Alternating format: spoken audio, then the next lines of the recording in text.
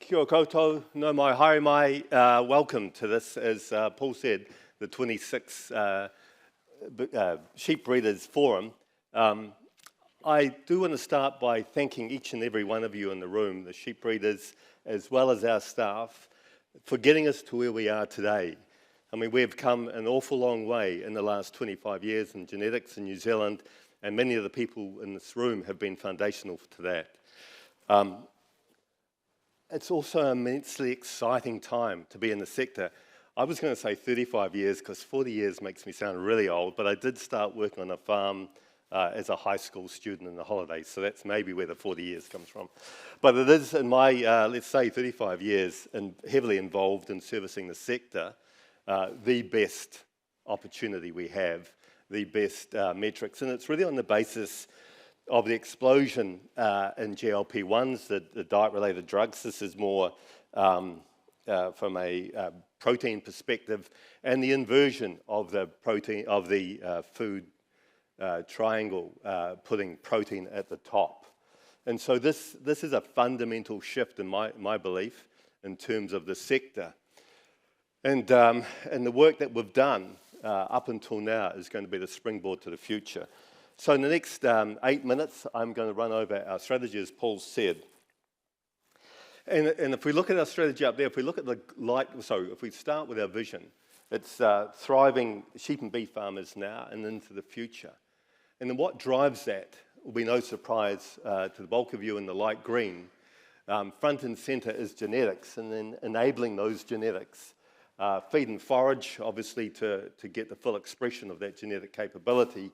We need to feed the animals well. We need to make sure that they're healthy, so parasites, facial eczema, those sorts of things are fundamental. And then building farm businesses and resilience. So that's kind of really key in terms of the work that our insights team does. And as some of you may have been in this room,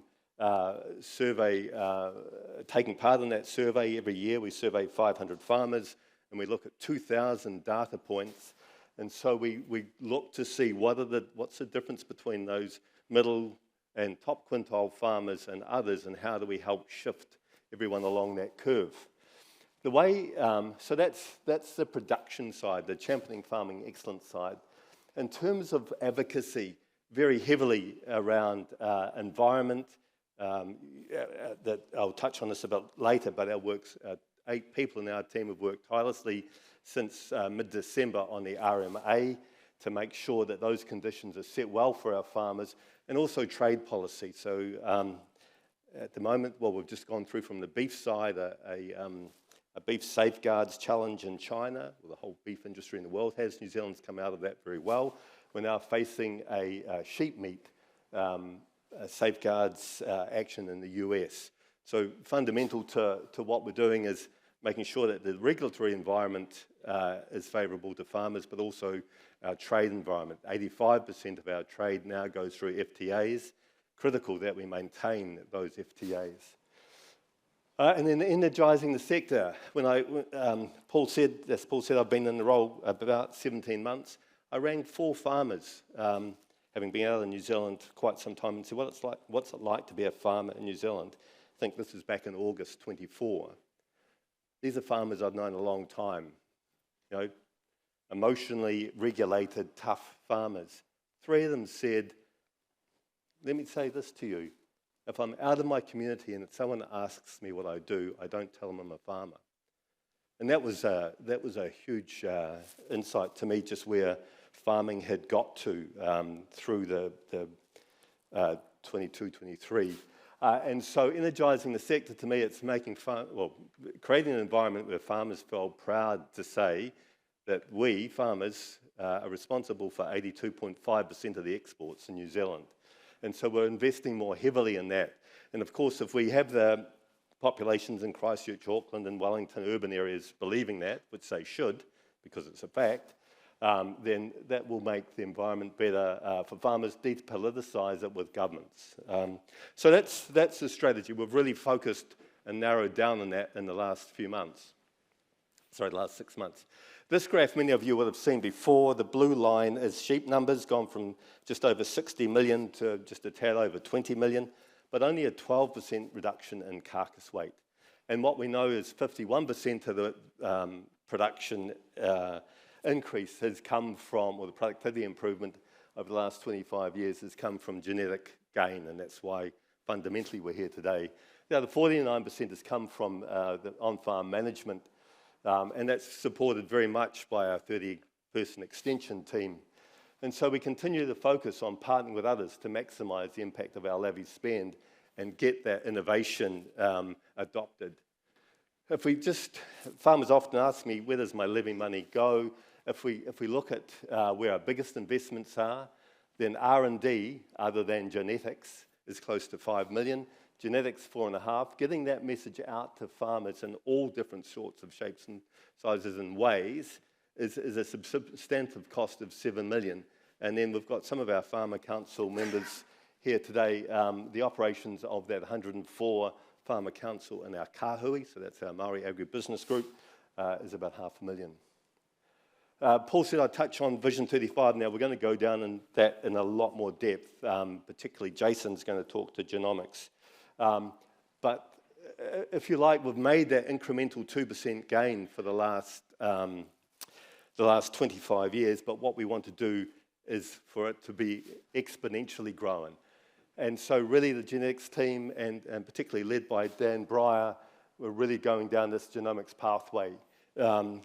And in doing so, having that feed conversion efficiency, but making sure also that we continue to deal with parasites, because not much use having that superior genetics, that feed conversion efficiency, only to be lost to parasites. To go into that in a bit more detail, what we've very much embraced the government's doubling of export revenue. To give you a sense of how we're doing, last year the sector exported $11 billion. The sheep and beef sector exported $11 billion of product. At the end of this year, it'll be $13 billion. And so we believe with our Vision 35, we'll get to that $23 billion by 2035, which is effectively a doubling of export revenue in that time.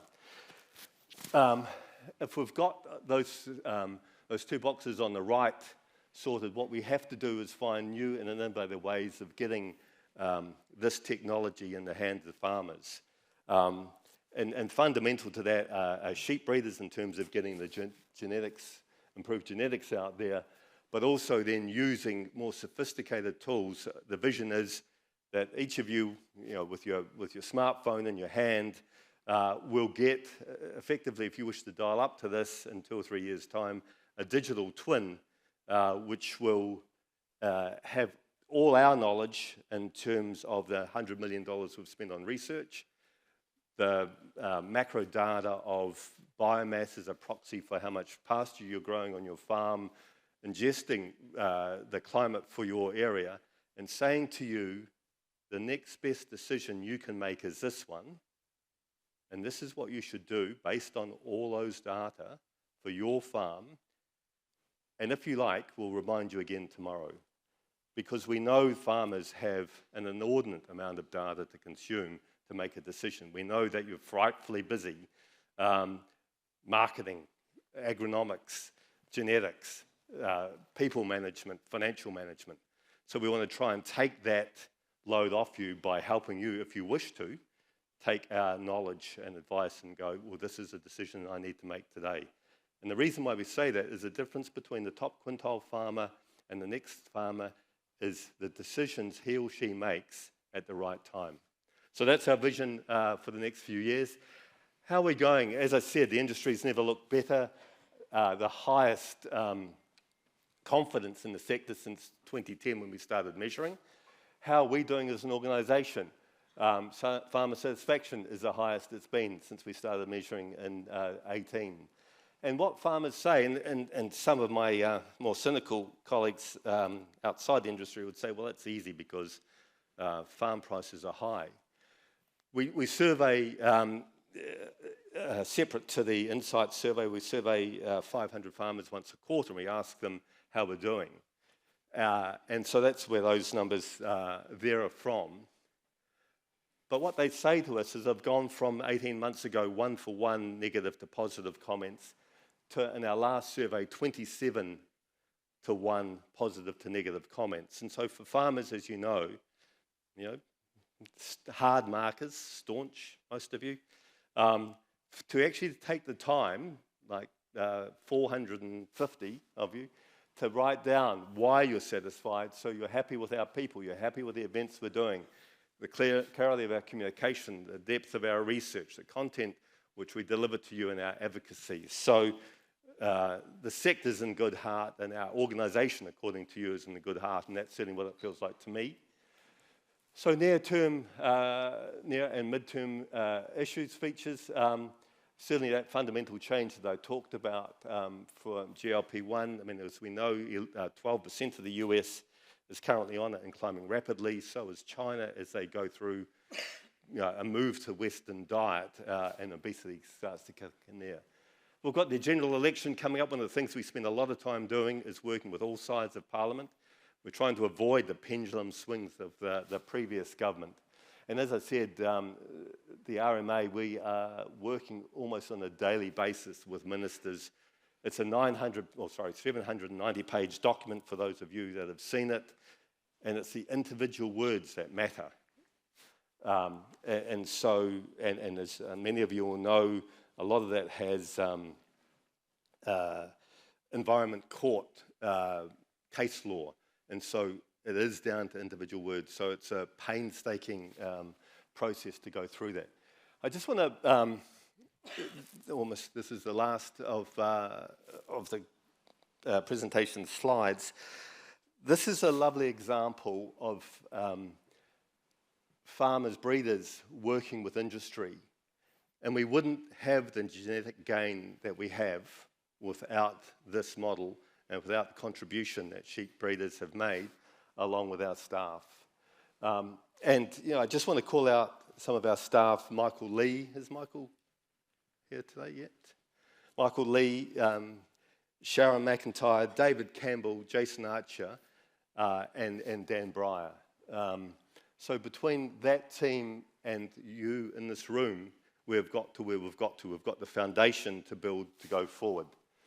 Just in terms of Dan, as you know, Dan is off to take a senior role within a global poultry genetics company. And I just want to acknowledge Dan, who's at the back at the moment, instrumental in integrating our genetics team, or the genetics team, into beef and lamb 8 years ago. And certainly focused, very focused, both at the management level and at the board level, on the benefit of genetics. Has been very instrumental in connecting our stakeholders to drive real collaboration, as I've touched on.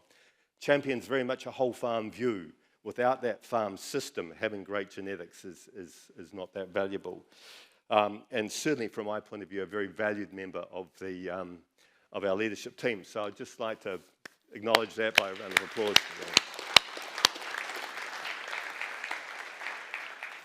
So that's my formal presentation, Paul. I think we've got a few minutes for any questions. Is that right?